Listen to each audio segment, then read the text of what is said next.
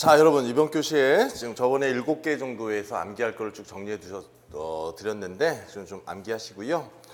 그 다음에 교환 3페이지에 이제 화합물, 호돈소, 원소, 그 다음에 혼합물 뭐 이런 거 분류하는 거 좀 몇 개 이렇게 나오는데요. 그건 이제 아주 중요한 거 그거 좀 정리해 보겠습니다. 자, 물질의 분류예요. 물질의 분류.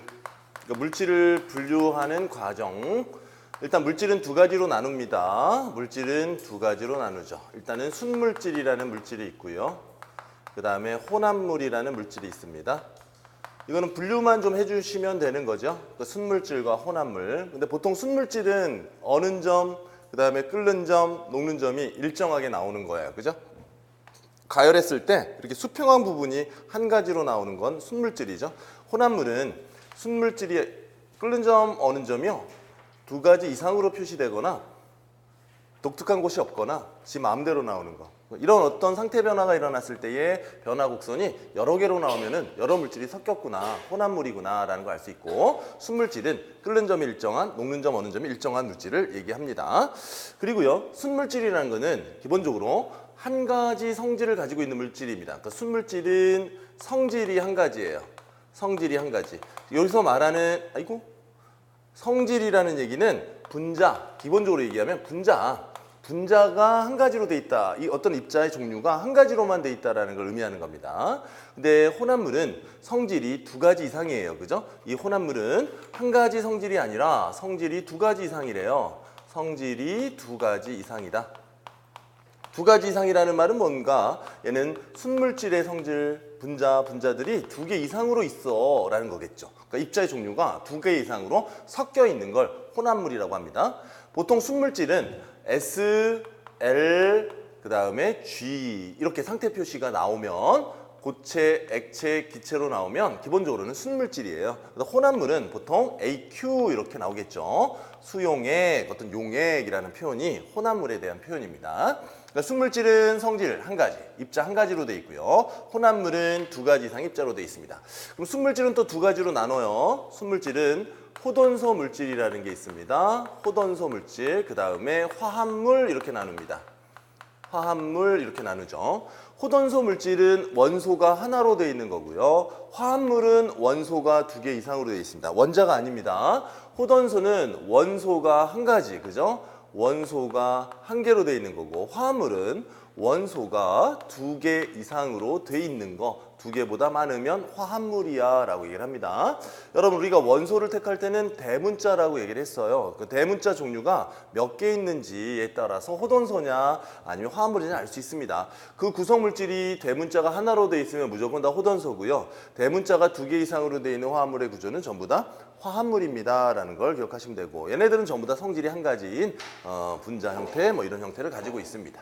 자, 일단 보시면요, 호돈소 대표적인 것은요, O2 이런 거 있잖아요. 원소 하나로 돼 있어요. 원자는 두 개지만 원소 하나로 돼 있죠. 뭐 H2 흔히 보는 것들, 그다음에 O3 뭐 이런 것도 있겠죠. 오존, 뭐 Fe 철이죠. 이것도 원소 하나, 대문자 하나네요, 그죠? 그다음에 헬륨, 뭐 네온, 구리 뭐 이런 것들, 그죠? 이런 것들은 톳 원소 물질입니다. 톳 원소 물질. 근데 이 중에 탄소 동소체라는 게 있어요. 탄소 동소체. 이 탄소 동소체도 톳 원소 물질이 됩니다. 탄소 동소체는 뭐가 있어요? 다이아몬드 있겠죠, 그죠? 그 다음에 흑연 있을 겁니다. 탄소로 돼 있어요. 그 다음에 그래핀 있고, 탄소 나노 튜브 있고, C60인 플러렌 있을 거예요, 그죠? 이런 것들은 전부 다 톳 원소, 대문자 하나로 돼 있는 원소 물질입니다라는 거 확인하시면 됩니다.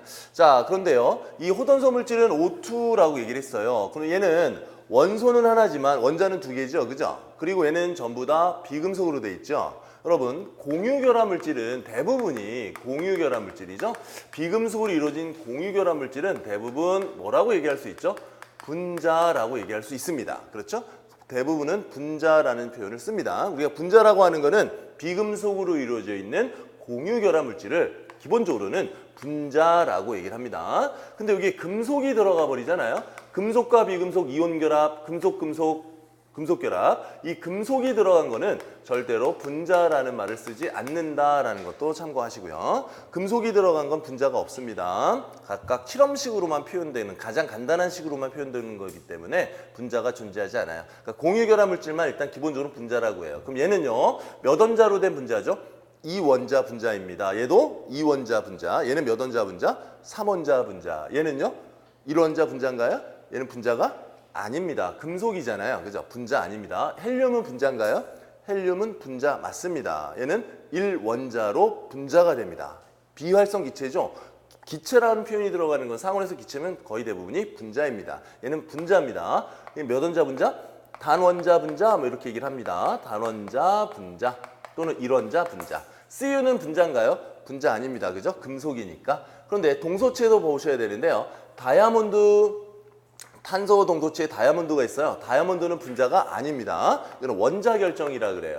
원자 결정. 다이아몬드는 다시 탄소 동소체 다이아몬드는 분자가 아닙니다라는 거 알아두십시오. 다이아몬드. 탄소 동소체는 분자가 흑연, 그래핀, 나노튜브 이거 전부 다 분자 아니에요. 원자의 결정 형태로 되어 있는 물질입니다. 그러니까 얘네들은 분자가 아니죠. 근데 C60개 플로레는 탄소 동소체 중에 뭐라고 얘기를 하냐면요. 이거는 분자라고 얘기를 합니다. 플로레는 분자예요. 그런데 나머지는 분자가 아닙니다.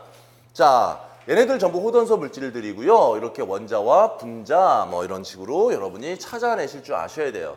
그럼 다시 확인을 하는데요. 그럼 이런 말이 맞나요? 공유 결합을 하는 물질은 분자이다. OX. 공유 결합 물질은 분자다. OX. X다 이거죠. 왜? 플로렌 이거 공유 결합 하잖아요. 그럼 분자죠. 그죠? 근데 다이아몬드, 흑연, 그래핀은요. 공유 결합하지만 분자가 아니라 그랬으니까 X인 거죠. 탄소 동소체 때문에 그래요. 다시요. 그럼 분자는 모두 공유 결합을 한다. OX. 분자는 공유 결합을 한다. OX. X입니다, 이것도. 왜 X죠? 여기 보세요. 헬륨 같은 건 분자인데 공유결합을 하지 않는 분자잖아요. 1원자 분자죠. 그죠? 비활성 기체가 있기 때문이에요. 18쪽 때문에. 1원자. 공유결합을 형성하지 않아도 분자가 될 수 있습니다. 1원자 분자. 자, 이런 말은 다 틀린 말이죠. 예외가 있어요. 예외가 있다라는 거. 자, 이게 호전서 물질이다라는 거. 그 다음에 화합물 보죠. 화합물은요. 화합물은 두 가지 원소 이상으로 됐대요. 그럼 H2O 대표적이죠. CO2, 뭐 CuCl2, 뭐 H2, 뭐 SO4, 뭐 등등등등. 그죠? 이런 것들은 전부 다 화합물을 형성합니다. 여러분, 금속 결합은 호전소 물질인가요? 화합물인가요? 금속 결합 물질은 철, 나트륨, 금속들을 얘기하는 거지. 호전소 물질들입니다. 그죠? 금속 결합은 모조리 호전소 물질입니다.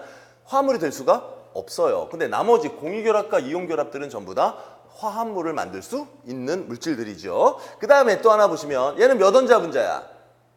3원자 분자. 그죠? 얘도 몇 원자 분자죠? 3원자 분자입니다. 얘 몇 원자 분자예요? 3원자 분자가 아니에요. 금속은 분자가 아니라 그랬잖아요. 이온결합물은 분자가 아니에요. 이런 거 속으면 안 돼요. 이거는 분자 맞나요? H2SO4 분자 맞나요? 맞죠? 저 비금속으로 돼 있잖아요. 분자입니다. 산의 분자죠. 자, 그때 이런 거 있었잖아요. 이거 분자인가요? NH4Cl 분자인가요? 염화, 암모늄 분자인가요? 분자 아니라 그랬습니다. 얘는 암모늄 이온 기억하셔야 돼요. 암모늄 이온은 무슨 결합 물질? 이온 결합 물질입니다. 이온 결합 물질은 분자라고 얘기할 수 없어요. 그죠? 이온 결합 물질은 분자가 아닙니다. 분자가 아니라는 거 기억하셔야 돼요. 이건 비금속으로만 있지만 분자인가요? 아닙니다. 그러니까 암모늄 이온 들어가는 건 분자가 없습니다. 라는 거죠. 그러니까 이게 원자냐 분자냐 이런 거 호전소 화합물에 대한 표현. 집단으로 나왔을 때 골라낼 줄 아셔야 됩니다. 분자를 골라라, 호전소 물질을 골라라, 화합물을 골라라 이런 거 그죠? 그 공유결합 물질을 골라라 이런 것들을 여러분이 꼭 확인할 수 있으셔야 되는 거. 분류 과정에서 문제는 나올 만하죠. 그다음에 혼합물은요. 균일 혼합물이 있고요. 균일 혼합물이 있고 불균일 혼합물이 있어요. 즉 섞여 있는 거잖아요. 섞여 있는 거 대부분 뭐 소금물, 그죠? 설탕물 뭐 이런 것들이죠. 보통 균일 혼합물은 우리 뭐라고 하냐면은요. 용액이라는 말을 씁니다. 그러니까 용액이 들어간 건 전부 다 혼합물이죠. 그죠? 용액이 들어간 건 균일하게 섞여 있는 거예요. 그럼 나머지 이제 암석이라든가 그죠? 암석 뭐 이런 것들. 암석은 여러 가지가 섞여 있잖아요. 그죠? 섞여 있는데 그게 비율이 같나요? 비율이 어떤 쪽은 많고 어떤 건 적고 막 하지, 그치? 이런 거, 뭐 흙탕물 뭐 이런 거, 그죠?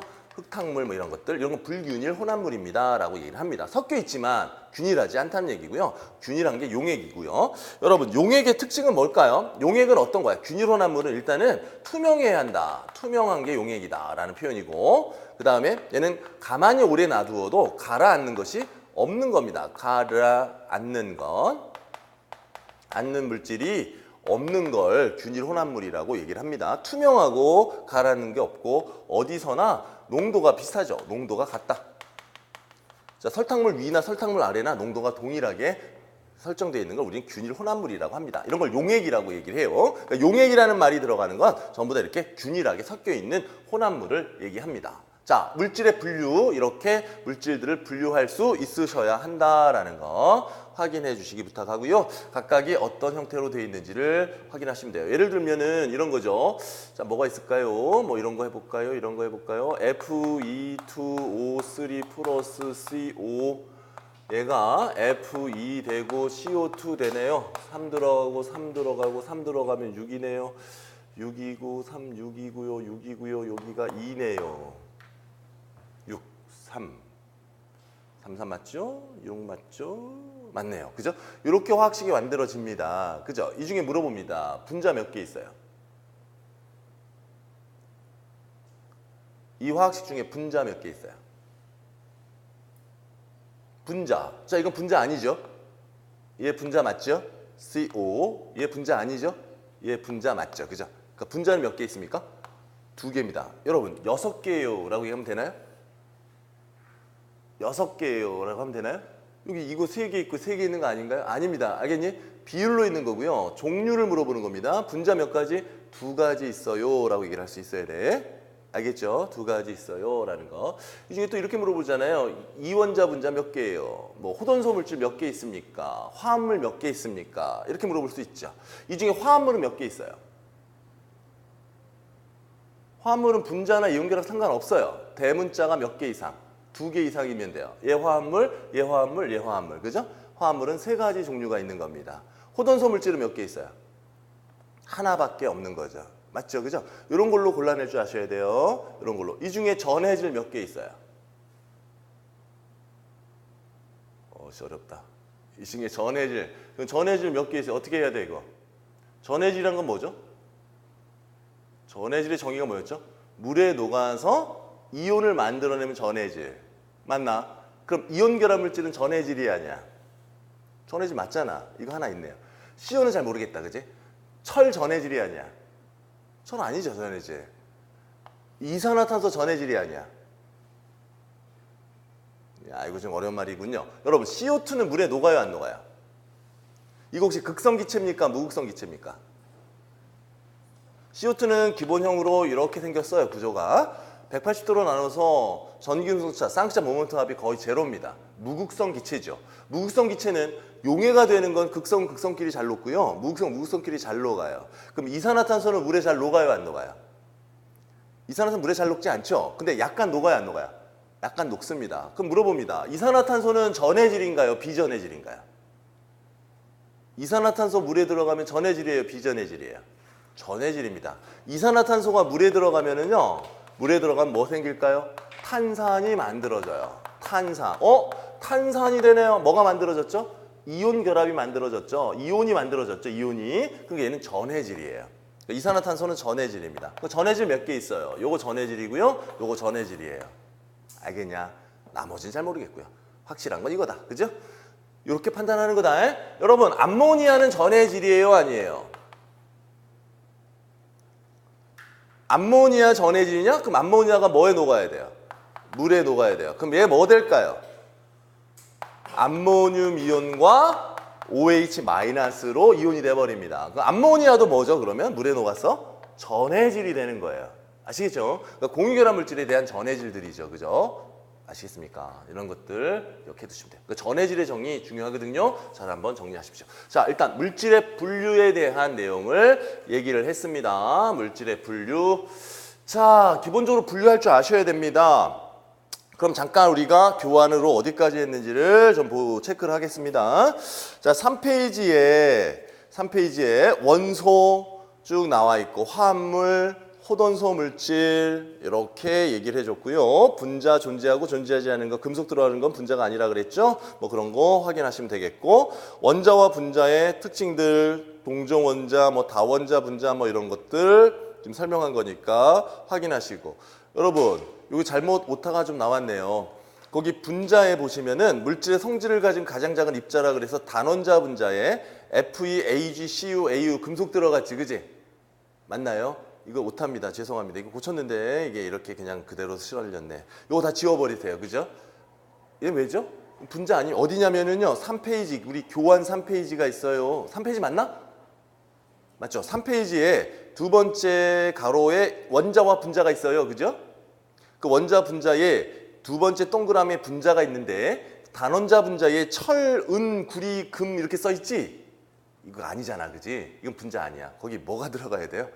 헬륨, 네온, 아르곤 이런 비활성 기체 들어가야 돼. 그거 지워버리세요. 분자 아닙니다. 금속이죠? 요거 집어넣으시면 되는 거예요.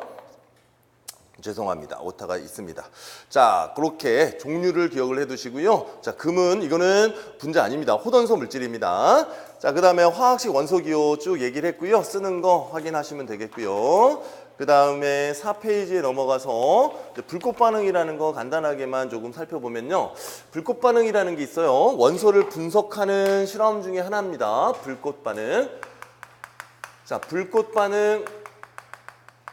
그러니까 불꽃을 토치로 가열하면은 뭔가의 어떤 원소들이 색깔이 나온다는 얘기고요. 근데 목적은 딱 한 가지입니다. 불꽃 반응에서는요. 색깔이 나오는데 이 불꽃색이 나오는데 이게 무슨 빛으로 나오냐면은 가시광선으로 나와요. 가시광선으로 나오니까 빨주노초 파남보의 색깔을 우리가 확인할 수 있다는 얘기죠. 근데 어떤 원소, 이 가시광선으로 불꽃을 가열했을 때 나오는 원소들은 뭐를 확인하는 거냐면 금속을 확인하는 데 쓰는 겁니다. 금속을 확인하는 데 쓰는 게 불꽃 반응이에요. 그러니까 금속의 색깔마다 불꽃을 가열하면 금속은 색깔이 나타난다는 얘기죠. 여기 나와 있듯이 대표적인 거는 나트륨을 가열하면 무슨 색이라고요? 노란색이 나옵니다. 이건 특징이에요. 특징, 그죠? 웬만하면 그냥 기억해 두세요. 리튬은 무슨 색이라 그래요? 가열하면 빨간색 나온다는 얘기입니다. 칼륨은 무슨 색 나온다? 보라색 나온다. 이런 식입니다. 그죠? 뭐 칼슘은 주황색 나옵니다. 이렇게 가열했을 때 특별한 색깔이 있다는 얘기입니다. 거기 스트론튬, 그렇죠? SR, 이거 진한 빨간색 나옵니다. 루비듐 이런 것도 있어요. 루비듐, 이것도 빨간색 나옵니다. 빨간색 나옵니다. 그죠? 그러니까 불꽃색이 같을 수도 있어요. 가열하면서 불꽃색이 같을 수도 있죠. 자, 이건 뭐예요? 특정한 금속들은 불꽃색이 나온다는 얘기입니다. 그러니까 모든 금속이 불꽃색이 나오진 않아요, 여러분.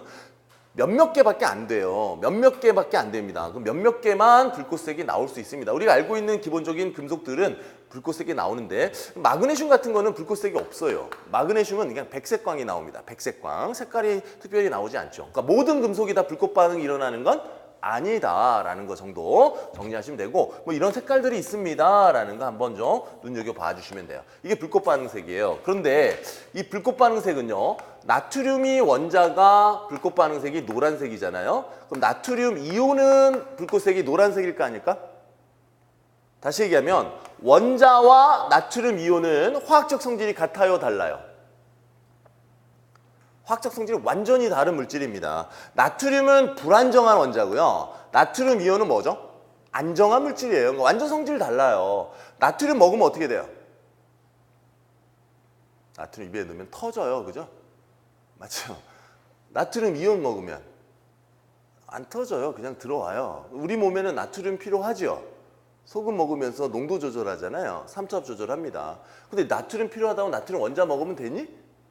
나트륨 금속 먹으면 안 된다는 얘기예요. 격렬히 반응하죠. 나트륨 이온을 먹어줘야 돼. 그러니까 어떤 형태로? 이온 형태인 소금으로 먹어주는 거죠. 그렇죠? 이온이 들어오면 우리 몸이 안정하잖아요. 반응성이 작아지기 때문입니다. 이온을 먹어주셔야 된다라는 거. 자, 어쨌든요. 이온이나 원자나 색깔은 다 뭐하다? 같습니다. 그러니까 소금도 불꽃 가열하면 무슨 색이 나온다고요? 노란색이 나올 수밖에 없어요. 이유는 나트륨 이온의 색깔이 나트륨 원자의 색깔과 불꽃색이 동일하니까. 그럼 여러분, 염소는 불꽃색이 일어나요? 안 일어나요? 비금속은? 불꽃 반응 일어납니까? 안 일어납니까? 아니야, 일어날 수도 있어요. 근데 그 나오는 빛이 우리 눈에 보이는 빛이 아닐 수 있죠. 적외선이나 자외선이 나오면 못 보잖아요. 우리가 확인하는 건 무슨 광선만? 가시광선만 확인하는 겁니다. 근데 그 이외에 눈에 볼 수 없는 빛이 나온다면은 우리 볼 수가 없는 거겠지, 그치? 그러니까 이 불꽃 반응으로 구별하는 건 결국은 어떤 것만 확인하자? 금속의 종류만 확인하는 데 쓰이는 겁니다 라는 것만 기억하시면 됩니다. 얘들아, CaCO3하고 Ag2CO3가 있어요. 얘네들은 전부 다 앙금이에요. 무슨 색 앙금이죠? 흰색 앙금이잖아요. 맞나요? 그럼 얘네들이 다르다는 걸 어떻게 알아요? 분명히 두 개의 흰색 앙금이 있습니다. 흰색 앙금이 있어요. 흰색 앙금이 있어요. 근데 둘 중에 하나예요. 근데 둘 중에 하나가 누가 누군지 어떻게 알아요? 불꽃 반응을 해보면 안다는 얘기입니다. 불꽃 반응했을 때 얘는 칼슘, 주황색이 나오겠죠. 이거 가열했더니 주황색 나와요. 그럼 얘는 얘고 얘는 얘야. 이런 식으로. 그죠? 화합물을 구별할 때 쓰는 겁니다. 또 이런 게 있을 겁니다. 자, 조금 어려운데 CaCO3하고 CaSO4하고 완전 다른 물질이죠. 얘 흰색 앙금이에요. 맞죠? 얘 흰색 앙금입니다. 그럼 이 흰색 앙금 두 개가 흰색이 있어요. 근데 하나는 탄산칼슘이고 하나는 황산칼슘이래요. 어떻게 구별합니까? 불꽃 반응으로 돼요, 안 돼요? 안 되죠. 똑같은 칼슘이니까 색깔 동일합니다. 근데 앙금 색깔도 흰색 동일하잖아요. 맞죠? 어떻게 구별하죠? 산을 집어넣으면 돼요. 염산을 집어넣으면 흰색, 즉 탄산칼슘은 염산과 반응해서 뭐가 나오냐면 CO2를 발생시켜요. 기체가 나오면은 얘는 탄산칼슘이에요. 근데 황산칼슘은 기체가 발생하지 않습니다.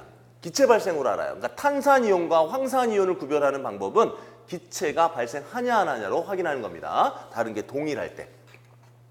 어떤 원소들을 구별하는 것들, 분리하고 구별하는 것들은 한두 문제씩 꼭 나오니까 확인들은 꼭 해두시기를 부탁드립니다. 자, 여튼요, 불꽃 반응으로 원소의 종류를 금속 원자를 확인할 수 있고요. 뭐 이런 식으로 혼합물이 있을 때 우리가 확인할 수 있는 관계를 좀 기억을 해두시면 되겠네요. 자, 불꽃 반응. 그 다음에 저 빨간색과 빨간색이 같아요. 그럼 불꽃색이 똑같으니까 구별 못하잖아요. 이때 이용하는 게 뭐라고요? 스펙트럼이라는 걸 이용합니다. 스펙트럼이라는 걸 이용하고요. 스펙트럼은 이제 보호부터 시작해서 쭉 언급이 되는 기본적인 내용인데요. 스펙트럼은 에너지를 쭉 펼쳐진 걸 얘기하는 거고요. 크게 두 가지가 있어요. 두 가지 뭐 있습니까? 연속적인 스펙트럼이 있어요. 연속 스펙트럼. 그 다음에 불연속 스펙트럼이 있죠. 불연속 스펙트럼. 여러분 그냥 이렇게 쉽게 기억하시면 돼요. 이 스펙트럼이라는 거는 원자의 지문이야 이렇게 생각하시면 됩니다. 그러니까 원자마다 스펙트럼 선이 다 달라요. 그러니까 이게 색깔은 같지만 불꽃색은 같은데 누가 누군지 알기 위해서는 스펙트럼 분석을 하면 정확히 누군지를 알 수 있다는 얘기입니다. 얘네들마다 나타나는 선 색깔이 다 다르죠. 자, 일단은요. 스펙트럼의 종류는 두 가지가 있고요. 연속 스펙트럼은 뭘까요? 요거는 흔히 빛입니다. 그죠? 빨주노초 파남보가 어때요? 쭉 나오게 되는 거죠. 이때는 경계가 없어요. 경계가 없으니 연속적으로 나옵니다. 라는 게 연속 스펙트럼. 빛, 뭐 프리즘 뭐 이런 거지. 프리즘. 여러분 이 형광등 색깔도 연속 스펙트럼일까? 불연속 스펙트럼일까? 흰색이죠. 흰색은 빨주노초 파나모가 다 뭐 한 거죠? 섞여 있는 빛이에요. 그죠? 그럼 전부 다 연속 스펙트럼을 얘기하는 겁니다. 에너지 경계가 없습니다. 쭉 나오는 거죠. 근데 불연속 스펙트럼은 크게 두 가지가 있어요. 에너지가 도중에 나오다 끊기다 하는 겁니다. 얘네들은 방출 스펙트럼이 있어요. 방출. 그 다음에 흡수 스펙트럼이 있습니다. 자, 전자 전이 과정에서 에너지를 방출하는 거고 얘는 에너지를 흡수하면서 에너지 스펙트럼을 만들어요. 자, 방출은요. 전이 과정에서 높은 에너지 준위에 있는 전자가 전자 껍질이 있다면 이렇게 떨어질 때는 방출입니다. 그러니까 이게 첫 번째 껍질, 두 번째 껍질이라고 하는 거죠. 위로 갈수록 전자 껍질의 에너지는 큽니다. 근데 큰 곳에 있는 전자가 아래쪽으로 떨어지면 이 차이만큼 에너지를 방출하게 됩니다. 이때 내놓는 빛을 우리 눈으로 보잖아요. 이게 바로 스펙트럼이고요. 이게 가시광선으로 나오면 뭐죠? 불꽃 반응색이 되는 겁니다. 그러니까 전자 안에 전자 껍질들이 있었죠? 그 껍질 사이에서 에너지 전자, 에너지 차이로 나오는 에너지를 얘기합니다. 그걸 스펙트럼으로 찍은 걸 방출 스펙트럼이라고 얘기를 하고요. 흡수 스펙트럼은 아래에 있던 에너지 적은 쪽에서 에너지 큰 쪽으로 올라갈 때 생기는 에너지를 흡수하는 과정에서 나오는 스펙트럼을 흡수 스펙트럼 이렇게 얘기를 합니다. 근데 보통 우리가 보호 모델에서는 이런 선 스펙트럼 이런 말이 나옵니다. 선 스펙트럼은 전부 다 무슨 스펙트럼이다? 방출 스펙트럼을 얘기합니다. 선 스펙트럼. 선 스펙트럼은 기본적으로는 방출 스펙트럼을 얘기하는 거예요. 이제 라이먼 계열, 발머 계열 이따위 말 쭉 나올 텐데 그때 전부 선 스펙트럼 이렇게 얘기합니다. 그러면 높은 데서 낮은 곳으로 전자가 떨어지면서 방출하는 거야 라는 걸 기본적으로 좀 기억을 해두세요. 그러니까 방출 스펙트럼은 높은 데서 낮은 곳으로 떨어질 때, 흡수 스펙트럼은 낮은 곳에서 높은 쪽으로 전자가 올라갈 때 생기는 스펙트럼 현상입니다. 자, 특히 방출 스펙트럼, 흡수 스펙트럼을 그릴 때는 이렇게 스펙트럼이 쭉 있죠. 연속적인 스펙트럼이었는데 방출 스펙트럼은 특정한 위치의 선으로 그려져요. 그러니까 특정한 에너지만 표현된다라는 표현입니다. 흡수 스펙트럼은 빨주노초 파남보가 쭉 있었는데 어느 특정한 빛을 흡수하는 거예요. 흡수하면 색깔이 뭐로 나오겠어요? 검게 나오겠죠. 검은색 선으로 그려지면 흡수 스펙트럼이야 라고 얘기를 합니다. 근데 우리가 공무원 시험에는 칼라로 안 나오잖아요. 그렇죠? 이게 검은색인지 흰지가 어떻게 알아요? 그래서 이거가 아니라 거의 대부분 뭐가 나온다고요? 방출 스펙트럼으로 해석을 하시는 겁니다. 방출 스펙트럼. 어쨌든 크게는 두 가지가 있어요. 방출과 흡수. 조금 전문적으로 얘기하면은요. 방출 스펙트럼과 흡수 스펙트럼이 조금 다른데요. 그죠? 자, 보통은요. 우리가 방출 스펙트럼은 어떨 때 쓰는 거냐면 고온의 기체를 통과할 때 나오는 스펙트럼 현상입니다. 그러니까 뜨거운 곳을 통과한다. 그럼 여러분 불꽃 반응을 하려면은 그 원자를 뭐 하죠? 가열하잖아요. 가열하면 온도가 높죠. 온도가 높을 때 나타나는 스펙트럼은 전부 뭐라고요? 방출 스펙트럼입니다. 근데 아주 차가운 곳을 통과하면서 나오는 스펙트럼은 뭘까요? 흡수 스펙트럼이 돼요. 즉 방출은 고온의 기체를 통과해야 되고 흡수는 저온의 기체를 통과할 때 쓰는 스펙트럼이야 라는 거, 그건 참고로 꼭 기억은 해두셔야 돼요. 스펙트럼에서. 예를 들어서 우주에 별이 있어요. 이 별은 엄청 멀지요. 그럼 이 지구에 있는 내가 이 별빛을 스펙트럼 사진을 찍잖아요. 그럼 흡수 스펙트럼일까요? 방출 스펙트럼일까요? 뭐 이런 거예요. 흡수일까요? 방출일까요? 만약에 이 별을 찍는데 이 통과하는 빛의 공간이 굉장히 차요. 그럼 무슨 스펙트럼으로 나와야 돼요? 흡수 스펙트럼으로 표현이 되는 거겠죠. 또 어느 공간이 겁나 뜨거워요. 그럼 무슨 스펙트럼으로? 방출 스펙트럼으로. 그럼 결국은 이 별이 진행하는 공간에 어떤 특정 지역을 지날 때 온도들을 알 수 있을 거예요. 어떤 정도의 온도로 통과하느냐. 그럼 그 별의 온도도 예측할 수 있는 거. 뭐 그런 식으로 해서 판단한다는 얘기죠. 자, 원자들의 스펙트럼 형태를 가지고 일단 종류를 기억해도 나중에 보호 모델 할 때 좀 자세하게 요 스펙트럼 개념은 설명하는데 이렇게 요 세 가지 정도의 스펙트럼이 존재합니다라는 거죠. 그러면 이 빨간색이라고 한다면은 얘네들은 지문이요. 스트론튬이 이러한 불연속 스펙트럼 선을 가지고 있다면 루비듐은 이런 걸 가지고 있다는 얘기예요. 그러니까 이런 선 색깔에 따라서 얘네들이 누구냐를 알 수 있다는 거죠. 어떤 혼합물이 있어요. 어떤 화합물이 있는데 이런 불연속 스펙트럼을 가져요. 근데 여기에 나트륨이 있는데 나트륨은 이러한 스펙트럼을 갖는데요. 그럼 이 화합물에는 나트륨이 있나요, 없나요? 있다는 겁니다. 이게 일치된 게 그대로 가지고 있다면 그 원소가 이 안에 뭐 하자? 포함되어 있어요 라는 걸 알 수 있는 거예요. 그러니까 원소의 종류들을 판단할 수 있습니다 라는 게 스펙트럼을 이용하는 겁니다. 색깔 같다면 형태의 스펙트럼 선이 달라요. 근데 어떤 화합물 안에 특정 원자 A가 있다. A의 스펙트럼 선이랑 그 화합물의 스펙트럼 선이 일치한다면 이 화합물 안에는 어떤 원소가 들어가 있다? A가 들어가 있구나 라는 걸 판단하는 데 쓰는 자료라는 겁니다. 그게 스펙트럼의 해석입니다. 그죠? 네, 그렇게 여러분이 생각하시면 될 것 같습니다. 그 다음에 이제 한 장 넘겨서 이제 중요한 내용을 설명합니다. 5페이지. 이제부터 본격적인 거예요. 화학식량, 그다음 원자량, 그 다음에 몰 개념에 대한 내용. 지금까지는 이제 기본적인 내용을 잠깐 여러분들한테 필요한 사항을 언급해라, 기억해라라고 해서 이렇게 얘기를 했고요. 이제 실제로 아주 중요한 내용들을 이제 정리해 봅니다. 페이지 5페이지 쪽에서요. 화학식량과 화학식 반응 이런 게 나오네요. 자, 요거는 이제 원자량에 대한 개념입니다. 자, 원자량에 대한 개념부터 이제 설명을 해봅니다.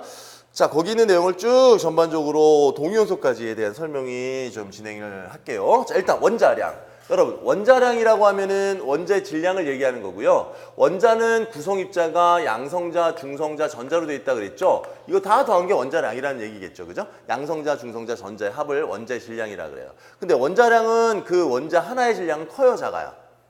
엄청 작아요. 그죠? 원래 탄소 하나의 원자 질량이 있습니다. 1.9 곱하기 10의 마이너스 23승 그램. 이거는 몇 개의? 탄소 한 개의 진짜 질량이에요. 그죠? 엄청 작은 질량을 가지고 있습니다. 산소도, 수소도 질량이 있어요. 수소는 1.67 곱하기 10의 마이너스 24승 그램이에요. 지구상에 있는 원소들 중에서 가장 가벼운 원소가 뭐죠? 수소입니다. 원자번호 1번이죠. 그죠? 제일 작은 원소가 이 수소입니다. 물론 산소도 특정한 한 개의 질량이 있겠죠. 근데 엄청 작아요. 이거 다 계산하려면 너무 힘들잖아요. 그래서 얘네들 한 개의 질량, 얘네들이 갖고 있는 한 개 질량은 진짜 질량이야, 가짜 질량이야? 진짜 질량입니다. 실제 질량이에요. 그죠? 실제 질량. 근데 너무 작으니까 이걸 쓰기는 좀 어려워요. 그래서 어떻게 합니까? 얘네들을 약분해버려요. 그죠? 약분해서 상대적으로 보니까 탄소 1.9 대 10의 23승, 1.67 곱하기 10의 마이너스 24승을 비율로 세우면 몇 대 몇 정도 나오죠? 약 12대 1 정도 나온다는 얘기예요. 그리고 얘를 기준으로 했을 때 얘의 비율을 삼으면 얘는 한 16 정도 나온다는 얘기입니다. 자, 우리는 이 값은 지금 정확한 질량을 얘기한 게 아니라 실제 질량을 뭐 한 거죠? 비교한 거예요. 이런 질량을 우리는 상대 질량이라 그래요.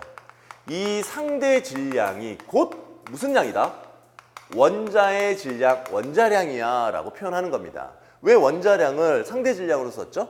실제 질량으로 쓰자면 너무 어때요? 너무 작아요. 그렇죠? 이거 그럼 곱하기 더하기 하려면 컴퓨터 우리가 알고 있는 컴퓨터는 안 돼요. 슈퍼컴퓨터 계산해 줘야 됩니다. 아주 간단한 계산도 곱하기 하는 것도 너무 작아서 그래요. 그래서 이 상대적 질량을 가지고 있다면은 원자량을 표현하는 겁니다. 근데 상대적 질량이 원자량인데 중요한 말이 있네요. 실제 질량은 질량 단위를 붙이지만 원자량에는 질량 단위를 붙이지 않을 거예요. 왜죠? 약분한 값이잖아요. 그죠? 상대적으로 몇 대 몇 이런 말을 쓰는 거니까 이 원자량은 상대 질량을 표시합니다. 라는 거. 절대로 뭐를 붙이지 않는다? 그람 단위 붙이지 않아. 그럼 이 상대 질량은 가짜 질량입니까? 진짜 질량입니까? 상대 질량은 가짜예요? 진짜예요?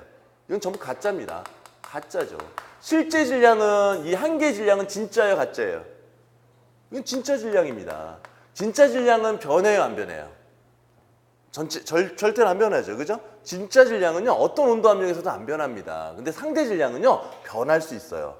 뭐에 따라 변하냐면, 얘가 12대 1대 16이라고 얘기하는 건 상대적인 값이죠? 그 상대적인 값이려면 뭐가 필요하죠? 뭔가 비교할 대상이 필요해요. 그러니까 얘는 항상 기준이 있어야 돼요. 보통은 어떤 걸 기준으로 삼아요? 12짜리를 기준으로 삼아요. 그럼 얘가 탄소가 10이면 상대적으로 얘는 얼마라는 소리죠? 1이라는 소리예요. 알겠죠? 그럼 얘가 1이면 얘가 11로 하면 얘는 16이라는 소리예요. 근데 여러분, 여기 중요한 말 중에 하나가 기준을 변화시켜요. 기준을 11을 기준으로 하지 않고요. 기준을 6으로 바꿔보세요. 그럼 탄소의 원자량을 6으로 본 거예요. 그럼 수소의 원자량 얼마죠? 2분의 1인가요? 맞나요? 얘가 6이면 얘는 2분의 1이죠? 반으로 줄였잖아요. 그럼 얘도 당연히 어떻게 돼야 돼? 반으로 줄어야 돼요. 그럼 얘는 얼마입니까? 8이 원자량이 되는 거죠. 얘들아, 2분의 1, 8이 맞는 말이니 12, 1, 16이 맞는 말이니 똑같은 말이에요. 얘네들의 비율이나 실제 질량의 비율과 어떻죠? 같은 거라고요. 즉, 기준을 바꾸면 뭐가 바뀌어요? 원자량의 기준이 탄소였어요, 지금까지. 그래서 우리가 알고 있는 원자량인데 그 기준을 이걸로 바꿨단 말이야. 그럼 원자량 다 바뀌어, 안 바뀌어? 전부 다 바뀝니다. 그러니까 원자량은 변하는 값이에요. 상황에 따라. 근데 뭐는 안 바뀌죠? 얘네들 한 개 한 개 진짜 질량은 바뀌어요, 안 바뀌어요? 절대 안 바뀌어요. 얘네들 몇 대 몇이에요? 12대 1이죠. 얘네들 몇 대 몇이에요? 12대 1이에요, 결국. 맞죠? 그죠? 그러니까 원자 하나의 진짜 질량은 안 바뀌어요. 근데 가짜, 이 원자량은 기준이 뭐냐에 따라서 뭐 한다?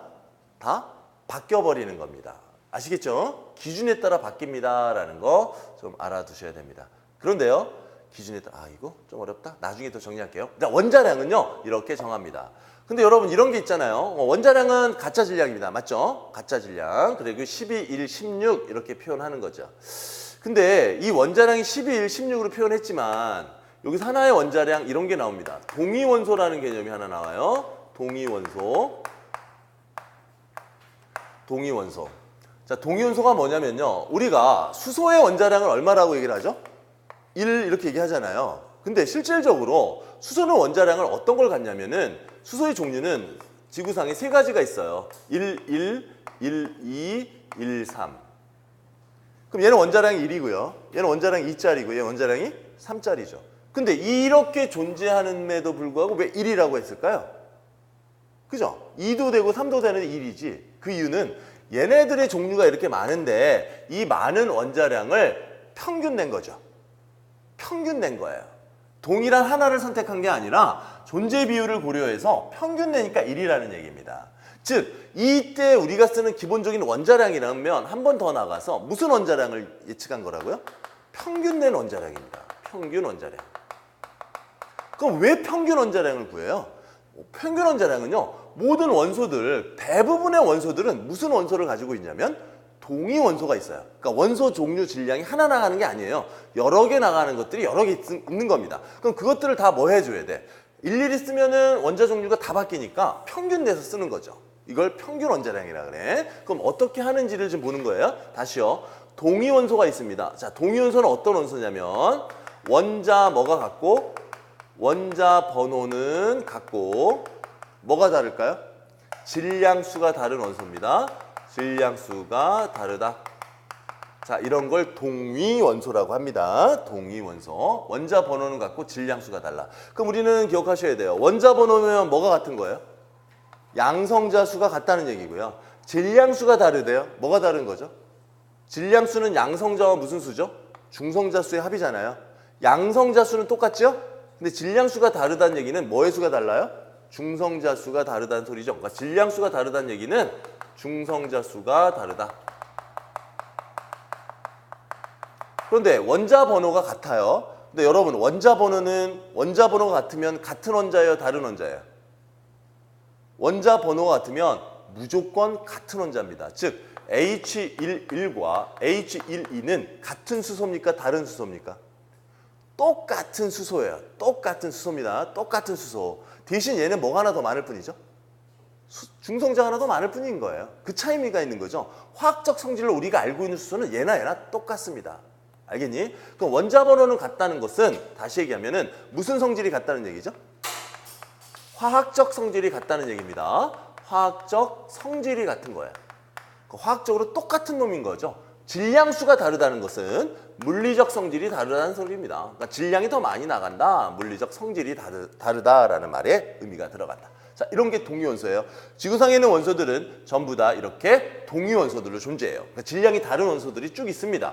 그럼 그것들의 원자량은 어떻게? 평균 내야 돼요. 그죠? 그래서 우리가 구하는 거 기억하실 게 평균 원자량. 평균 원자량을 구해보자라는 얘기입니다. 자, 이건 대표적으로 제일 유명한 게요. 평균 내 원자량. 자, 동위원소 중에 Cl이 있습니다. Cl만 확인하자고요. Cl이 있고요. 얘가 35짜리. 이거. 원자 번호가 얘는 17이에요. 얘도 17입니다. 근데 질량수가 35고요. 얘는 질량수가 37이에요. 그럼 얘네들은요. 35짜리 나가는 질량과 37짜리 나가는 질량이 지구상에 이렇게 두 가지 종류가 있어요. 그럼 얘네들은 원자량은 35일까요? 37일까요? 라는 거죠. 35도 37도 아니란 거야. 그럼 이거 두 개 더해서 2로 나누면 36이잖아요. 원자량 36인가요? 36도 아니라는 거죠. 왜? 얘네들이 존재하는데 1대1로 있는 게 아니에요. 얘 존재 비율은 얘가 지구상에 75%가 존재하고요. 100 중에 얘는 얼마? 25%가 존재합니다. 지구상에. 이런 걸 무슨 비율이라고 하냐면 존재 비라고 얘기를 합니다. 그러니까 지구상의 염소는요 35짜리가 75, 37짜리가 100개 중에 25개 존재하는 거예요. 그런데 75대 25는 약분하면 숫자가 크잖아요. 몇 대 몇이니? 3대 1입니다. 그러니까 지구상에는 3대 1로 4개 중에 3개는 35짜리, 하나는 37짜리. 그럼 여러분 이거 다 합해서 평균 내면은 36이 가운데라면은 36보다 작을까요? 36보다 클까요? 작은 게 더 많죠? 그러니까 36보다는 어때요? 작아질 수밖에 없는 거예요. 그렇죠? 그러면 얘네들을 정확히 평균 원자량을 구한다면 이렇게 구합니다. 평균 원자량, CL의 평균 원자량은 존재 비율을 고려하셔서 구하시면 됩니다. 즉 전체 몇 개 중에 4개 중에 3개가 누구 짜리죠? 35짜리입니다. 그죠? 그 다음에 전체 4개 중에 1개가 누구죠? 37짜리죠. 이거 다 계산해 보니까 35점 얼마가 나온다? 5가 나옵니다. 라고 표현하는 겁니다. 알겠죠? 자, 요게 평균 원자량입니다. 그러면 평균 원자량은 전체 존재 비율 중에 그놈이 차지하는 거와 질량수를 곱한 것과 전체 존재 비율 중에 그놈이 차지하는 개수와 질량수 곱한 거에 대한 값을 얘기하는 겁니다. 뭐 이거는 원래 이런 거예요. 그죠? 얘네들은 전체 4분의 3 곱하기 35 더하기 1 곱하기 37인 거죠. 전체 개수 중에 비율을 질량을 구해서 다 더한 걸 나눈 값, 평균 값을 얘기합니다. 이게 평균 원자량입니다. 구할 줄 아셔야 돼요. 예를 들어서요. A가 10이고 A가 11짜리가 있어요. 얘가 80% 있고 얘가 20% 있대요. 그럼 A의 평균 원자량 얼마죠? 식 써보자. 얼마로 써야 돼요? 근데 몇 대 몇이에요? 4대 1이군요. 그죠? 그럼 5분의 4 곱하기 10 더하기 5분의 1 곱하기 얼마죠? 11. 이게 평균 원자량이란 거예요. 그럼 이 원자량을 다 계산한 게 우리가 알고 있는 탄소 11을 기준으로 하는 이런 원자량들이라는 거죠. 이런 원자량은 전부 다 동위원소를 고려된 무슨 평균 원자량입니다. 라는 겁니다. 자, 동위원소 기억하십시오. 이 정도까지만 볼게요. 자, 일단은요, 원자량에 해당하는 동위원소에 대한 평균 원자량에 대한 언급을 했습니다. 됐죠? 자, 그럼 이제 또 하나 더 가봅니다. 자, 원자량을 얘기를 했고요. 가장 작은 겁니다. 가장 작은 거. 자, 그러면 이제 이런 게 있어요. 여러분, 어떤 식을 보니까요. 한 개의 실제 질량, 그죠? 실제 질량. 예를 들어 이게 탄소라고 합시다. 탄소 한 개의 실제 질량에다가 근데 물론 탄소 한 개는 질량이 커요, 작아요? 엄청 작죠? 그러니까 탄소 질량은 엄청 작을 거야. 근데 여기 아무리 작아도 이게 특정한 개수가 모이면 어떻게 되죠? 아무리 작아도 어떤 특정한 질량이 나가겠죠? 즉, 한 개가 있는데 이 한 개가 아니라 이 개수가 특별한 개수 n개가 모였어요. n개가 모여서 질량을 재보니 특별한 질량이 나가네요. 얘는 12g이 나가요 라는 말입니다. 12g이. 자, 이 말은 무슨 말이냐? 탄소 한 개의 질량은 굉장히 작은데 이 아무리 작은 것도 이 공간에 아무리 작은 것도 엄청나게 많이 모으죠. 엄청나게 모으면 질량이 나가요, 안 나가요? 나간단 말이죠. 근데 어디까지 쟀다고요? 11g까지 잰 거예요. 알겠죠? 그러면 탄소의 원자량을 얼마로 했죠? 10이라고 했죠. 그 원자량에 뭐가 붙인 값이 나온 거죠? 그람 붙인 값이 나오잖아요. 즉, 다시 얘기해서 한 개의 특정 원자 A에 특정한 개수가 모이니까 어떤 결과가 나오냐면 원자량에 그람 못 붙이죠? 근데 무슨 값이 나오지? 그람 붙인 값이 나와요. 맞나? 자, 요런 거 하나의 공통점을 발견했네요. 그럼 한 개의 질량에 특정한 개수가 모이면 원자량이 된대요. 그거 해봤죠? 한 개 질량 탄소는 얼마다? 1.9 곱하기 10이 얼마죠? 마이너스 23승 g이었어요. 곱하기 특정한 개수를 모으니까 몇 그램 나간다고요? 12g 나간대요. 그럼 이거 나눠봤어요. n이란 건 몇 개일까요? 대략 요거를 2라고 치면은요 6이잖아요. 그죠? 넘겨주니까 6 곱하기 10이 얼마죠? 23승 개가 나오네요. 그럼 특정한 개수가 이만큼 모이니까 탄소는 원자량에 뭐를 붙일 수 있어요? g을 붙일 수 있는 값이 튀어나오더라. 그럼 우리는 특정한 이 개수를 특별히 특정한 수네요. 무슨 수라 그래? 아보가드로의 수야 이렇게 정의 내리는 거죠. 이게 아보가드로 수입니다. 아보가드로 수. 6.0, 6 곱하기 10의 23승. 좀 더 구체적으로 따지면 6.02 곱하기 10의 몇 개죠? 23승 개잖아요. 그죠? 비슷한 값입니다. 이 정도 모이면, 이 개수가 모이면 뭐에 그람을 붙인 값이 나온다고요? 원자량에 그람 붙인 값이 나옵니다. 원자량은 그람 못 붙인다 그랬었죠. 맞죠? 원자량은 상대적 질량이니까. 예를 들어서요. 여러분 이런 게 있잖아요. CL은 아까 평균 원자량이 35.5예요. 맞니? 그럼 여기다 그람을 붙였어요. 무슨 말이에요? 원자량 그람 못 붙이잖아요. 진짜 질량이 아니잖아요. 그람을 붙였어요. 무슨 말이죠? CL이 몇 개 있어요? 6.02 곱하기 10에 몇 개? 23승 개가 있구나라는 표현이죠. 우리는 이거를 조금 더 나가서 이만큼의 개수가 있는 걸 뭐라 그래요? 1몰이라는 표현을 쓰는 겁니다. 그럼 2몰은 몇 개가 되겠어요?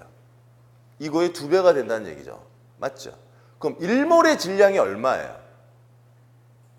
1몰의 질량이 탄소인 경우에는 12g이잖아요. 이만큼 모인 거의 질량이 1몰이죠. 그거의 질량은 몇 g이라고 탄소인 경우에는 12g. 원자량에 그람 붙인 거죠. 다시요. 염소 35.5g은 몇 몰의 질량입니까? 1몰의 질량이죠. 왜? 이만큼 모인 수를 뭐라 그래? 1몰. 근데 g을 붙였다는 것은 이만큼 수가 모여 있다는 얘기겠지? 맞죠? 그죠? 1몰인 거죠. 얘 2몰의 질량은 얼마예요? 얘 2몰의 질량은 이 1몰의 질량의 2배 해주면 되잖아요. 맞죠? 그죠? 이제 이런 관계가 몰의 개념이에요. 그죠? 자, 근데 그거 하기 전에 이거 지금 그냥 언급만 해. 다시 설명할 거예요. 아보가드로 수가 있어요. 자, 내가 요구하는 건 이겁니다. 그럼 다시 보자. 한 개 실제 질량의 특정한 개수가 모이면 원자량에 그람 붙였잖아요. 그죠? 그리고 아까도 봤듯이 한 개 질량 재고 상대적 원자량에 그람 붙이고 나서 n값을 구할 수 있었단 말입니다. 알겠니? 이렇게 구했다는 얘기고요. 자, 그래 보니 이런 값이 나오네요. n이라는 이 수를 우리는 아보가드로 수라고 했었고요. 이 아보가드로 수의 의미는 한 개의 진짜 실제 질량분의 뭐죠? 원자량의 모함 값이죠? 그람 붙인 값을 구할 수 있는 거네요. 맞죠? 그죠? 그럼 보세요. 이 한 개의 질량은 변해요? 안 변해요? 어떤 경우라도 불변입니다. 원자량은 변해요? 안 변해요? 상황에 따라 달라지죠. 이건 변하는 값입니다. 그럼 여러분, 아보가드로 수는 변해요? 안 변해요? 변합니다. 왜? 봐. 아보가드로 수라는 건 실제 질량분의 뭐로 구한다고요? 원자량이 그람 붙인 값으로 구해요. 근데 실제 질량은 안 바뀌죠. 근데 원자량은 어떻게 하면 바뀌죠? 기준을 바꾸면 바뀌어요. 그러면 이 숫자가 어떻게 되는 거죠? 바뀔 거예요. 뭔 말인지 알겠니? 다시요. 탄소가 10일을 기준으로 했을 때 알았니? 탄소 10일을 기준으로 했다면 아보가드로 수가 있겠죠. NA야. 그런데 탄소의 기준을 10이가 아니라 내가 얼마로 바꿀까? 6으로 바꾸자. 아시겠습니까? 그럼 보세요. 탄소 한 개 질량은 바뀌어요? 안 바뀌어요? 안 바뀌어요. 그럼 탄소가 12로 했을 때 한 개 질량분의 12가 아보가드로 수지요. 근데 한 개 질량을 이 한 개 질량 안 변하죠. 이건 똑같은데 원자량을 12가 아니라 뭘로 바꿨다고요? 6으로 바꿨죠. 6g이 될 거 아니에요. 그럼 이 아보가드로 수는 얘하고 어때요? 작아지죠. 얼마로? 2분의 1로. 이걸 아보가드로 수라고 하는 거예요. 이해하겠습니까? 즉 아보가드로 수는 기준이 바뀌면 바뀌어요? 안 바뀌어요? 바뀝니다. 기준이 바뀌면 바뀌는 거예요. 맞죠? 그럼 이건 간단하게 이걸 구체적으로 문제는 안 될 건데요. 이해만 좀 하시는 의미인데요. 그럼 이렇게만 정리하자고요. 탄소가 기준이었어요. 맞죠? 그럼 탄소가 기준일 때 아보가드로 수는 NA입니다. 근데 탄소보다 원자량이 큰 걸 기준으로 바꿉니다. 그럼 12가 아니라 얼마로 바꿨다는 얘기죠? 24 이렇게 바꾼 거예요. 그러면 여러분 아보가드로 수는 커져요? 작아져요? 커집니다. 다시요. 기준을 요번에는 탄소가 아니라 수소로 바꿨어요. 그럼 아보가드로 수는 커져요? 작아져요? 수소는 원자량 1이죠. 12가 아니라 얼마로 바꿨다고요? 1로 바꿨으니 아보가드로 수는 커져요? 작아져요? 작아집니다. 기준을 다시요. 원자량의 기준을 탄소보다 작은 걸 쓰면 아보가드로는 어떻게 된다고요? 작아져요. 더 쉽게 얘기하면 기준을 높은 걸 쓰죠. 알겠니? 그러면 아보가드로수가 커지죠. 아보가드로수가 커지면 그 안에 담을 수 있는 부피도 어때요? 커져요. 질량도 어때요? 입자가 더 많이 들어간 걸 1몰이라고 했으니까 질량도 커집니다. 근데 기준을 작은 걸 쓰면 아보가드로 작아져요. 부피도 어떻게 되죠? 작아지고 질량도 어떻게 돼요? 작아져요.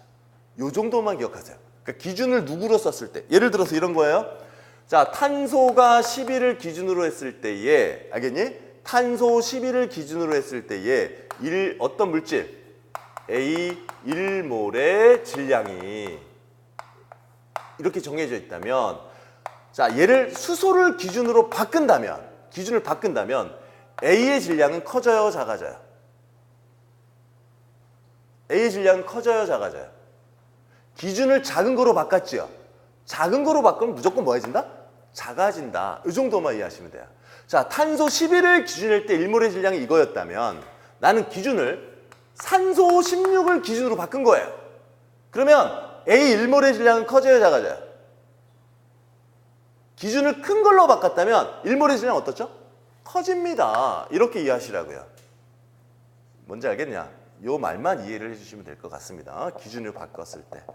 근데 절대 변하지 않는 게 있어요. 이건 변화되는 양입니다. 변화되는 양인데 기준을 바꾸더라도 절대 불변인 거 있습니다. 뭐가 있냐면 한 개의 실제 뭐죠? 질량은 어떤 경우라도 안 바뀌어요. 맞죠? 그죠? 한 개의 질량 안 바뀝니다. 또 뭐 안 바뀌냐면 밀도 안 바뀌어요.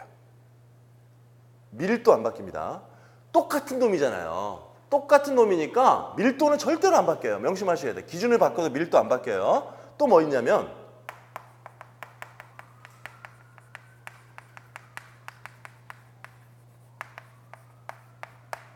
같은 질량당 원자수 절대 안 바뀌어요. 같은 질량당 분자수 절대 안 바뀝니다. 절대 안 바뀝니다. 그냥 암기하세요. 알았죠? 이해가 안 되면 그냥 알아두세요. 그냥 알아도. 기준이 바뀌더라도 이런 거 나오면 절대로 뭐하다? 안 바뀝니다. 얘는 안 바뀌어. 근데 뭐가 바뀔까요? 얘네들이 바뀌어요. 얘네들은요.